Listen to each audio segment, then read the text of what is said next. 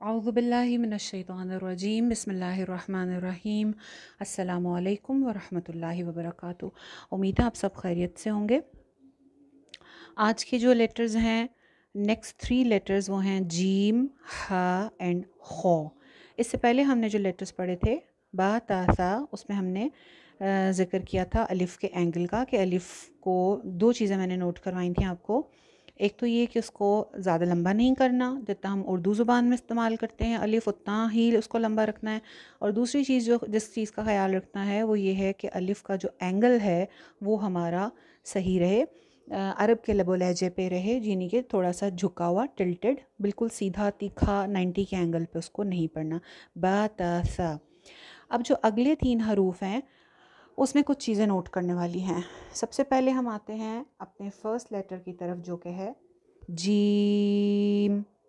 बा ता सा की निस्बत जीम को हम लंबा करके पढ़ेंगे।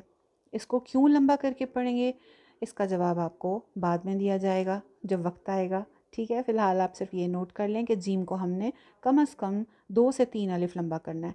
जीम। वैसे तो मेजॉरिटी का जिम ठीक ही होता है, ऐसा जिम में कोई प्रॉब्लम नहीं होती है, लेकिन एक इशू जो सुनाई देता है जिसको मैं डिस्कस यहाँ करूँगी वो ये है कि जिम के अंदर हम चे की आमेजिश कर देते हैं, यानी मिलावट कर देते हैं, और कुछ लोगों का जिम सुनाई देता है चीम। ख़ास तौर पे जब वर्ड के अंदर आता है तो वो जू और चू की दरमियानी सी आवाज़ आती है, चू चू टाइप की आवाज़ आती है। ये नहीं होनी चाहिए। ठीक है, यू चा दिलू, या इस तरह जैसे छनकार सी या एक चे उसमें मिक्स हुई हुई वो आवाज़ आपकी नहीं आनी चाहिए।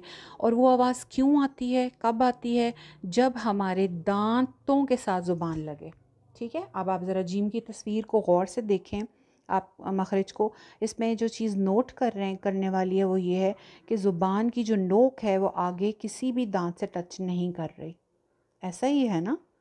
तो आपने क्या करना है जीम बोलते वक्त, कि ज़ुबान की नोक को टच नहीं करना नीचे वाले दांतों में। अगर आप नीचे वाले दांतों में लगाएंगे तो फिर वो जीम और चे वो मिक्स सा हो जाएगा, छनकार सी आएगी, जैसे चे की आवाज़ होती है उस तरह की आवाज़ आएगी। ये नहीं करना। ज़ुबान को ऊपर तालू की तरफ आपने लगाना है और दांतों के अंदर नहीं लगाना। जीम। ठीक है, इस तरह से लंबा करके इसको 2 से 3 अलिफ लंबा करके फिर पढ़ना है। उसके बाद नेक्स्ट लेटर जो है वो है हा। ये थोड़ा सा ट्रिकी सा लेटर है। कुछ लोगों का तो बहुत अच्छा होता है और कुछ का ये बिल्कुल नहीं निकलता।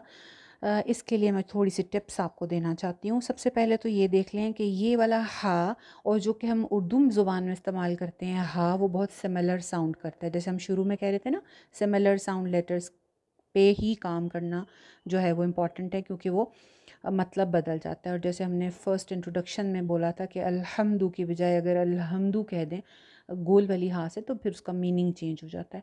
तो इसलिए ये वाली हा जो है ये थोड़ी सी इम्पॉर्टेंट है, कि इसका मखरज हमें अच्छे से समझ आ जाए। इसका मखरज जो है ये दरमियान हलक है, यानी ये हलक से निकलता है। अच्छा, अब दरमियान हलक से निकालने के लिए इसको किस तरह करना है? सबसे पहले तो आप थोड़ा सा 2 चीज़ें आपने नोट करनी है। नंबर 1 कि हाक की अदायगी के लिए हमें ज़ुबान को थोड़ा सा पीछे हलक में पुश करना पड़ेगा। जैसे कि आपको तस्वीर में भी दिखाई दे रहा है कि ज़ुबान पीछे की तरफ है, हलक की तरफ है, और आप देख सकते हैं कि ज़ुबान और हलक के बीच में बहुत थोड़ा सा गैप, यानी जो पीछे लाइन है एक नज़र आ रही है आपको, उसमें और ज़ुबान के बीच में बहुत मामूली सा गैप है। इट मीन्स कि ज़ुबान पीछे हलक में गई हुई है। जबकि आप यहाँ देखें ना, ये जीम में आपको नज़र आ रहा है कि ज़ुबान पीछे की तरफ नहीं गई हुई। यहाँ पे आपको अच्छा खासा गैप नज़र आ रहा है, जबकि हा में वो गैप कम है। तो इससे क्या साबित होता है कि ज़ुबान जो है वो पीछे हलक में जाती है। अब दूसरा सवाल ये पैदा होता है कि क्या ज़ुबान पीछे हलक में जा सकती है, या क्या ये ज़ुबान जो है ये मूव करती है? तो बिल्कुल ऐसा ही है, ज़ुबान पीछे हलक में जा सकती है, मूव करती है। जब हम ज़ुबान को मुंह से बाहर निकाल सकते हैं, जैसे हम निकालते हैं ना, जैसे डॉक्टर के पास जाते हैं तो कहते हैं मुंह खोलें, बोले आ, ज़ुबान बाहर निकालें, तो हम ज़ुबान बाहर निकाल सकते हैं ना। बिल्कुल उसी तरह से ज़ुबान पीछे हलक में पुश भी की जा सकती है। ये अलग बात है कि हमें उसकी टेक्निक नहीं पता कि उसको कैसे पीछे भेजना है। उसकी टेक्निक मैं आपको बता दूंगी, तो आपने थोड़ी सी प्रैक्टिस करनी है, तो इंशाल्लाह आपका जो है ये मखरज ठीक हो जाएगा। अच्छा, टेक्निक इसकी क्या है कि ज़ुबान को पीछे की तरफ मूव करना आना चाहिए, ठीक है। और इंशाल्लाह वो इससे सिमिलर लेटर कुछ और भी हैं, जब हम वहाँ पहुँचेंगे ना फिर मैं आपको वो वाली प्रैक्टिस बताऊँगी जो करनी है। यहाँ पे आपने जो ज़्यादा आसान मुझे लगता है, जब मैं पढ़ाती हूँ तो मुझे अंदाज़ा हो जाता है ना कि कहाँ पे कौन सी टेक्निक या कौन सी टिप जो है वो ज़्यादा कारगर थी। तो यहाँ पे जो टिप कारगर ज़्यादा रही ना, मैं वो आपको बताती हूँ। वो ये है कि आपने ये तसव्वुर करना है कि बहुत गर्मी है, जो कि है, ठीक है ना। तसव्वुर क्या करना है, बल्कि है गर्मी।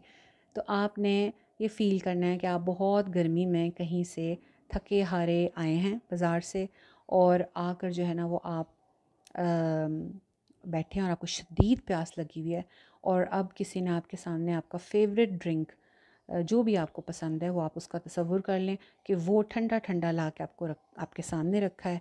आपने उसको जब उसका एक सिप लेंगे तो आपके मुंह से कैसी आवाज़ निकलेगी, वो जो सुकून की सी आवाज़ निकलेगी ना, ये वाली। असल में यही साउंड जो है ना ये हा की है, यानी हमें यही आवाज़ चाहिए, वाली।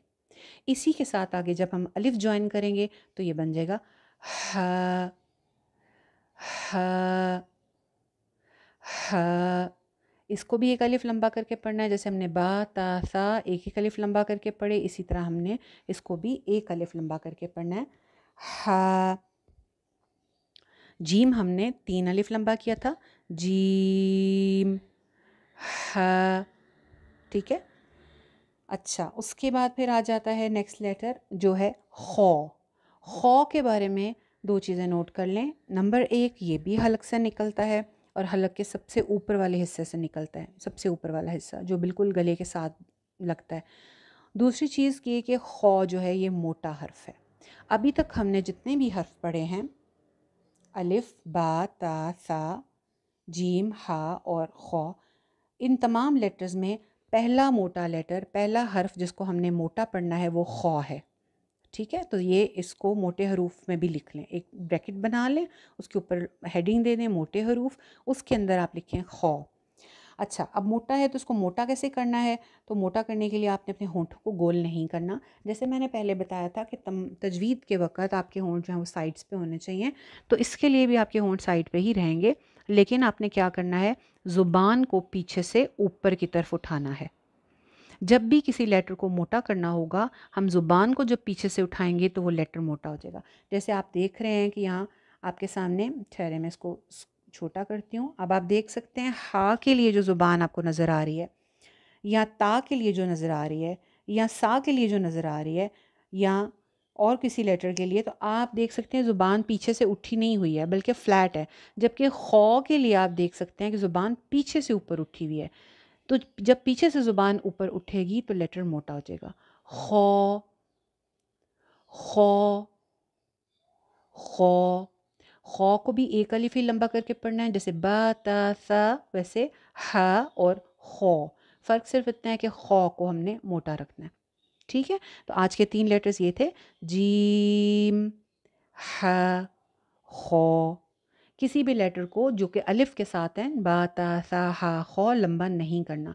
और जब हमने इसको सेट्स में पढ़ना है तो आम तौर पे गलती ये आती है कि जैसे हम 3 या 4 लेटर को इकट्ठा पढ़ रहे हैं तो जो आखिरी लेटर होता है वो लंबा हो जाता है। जैसे फॉर एग्ज़ाम्पल अलिफ बा ता सा, अब कुछ लोग यूँ पढ़ते हैं, वो सा लंबा कर दिया, जबकि बा ता एक एक अलिफ था, सा 2 अलिफ कर दिया। ये गलती नहीं करनी, सबको एक जितनी लेंथ रखें।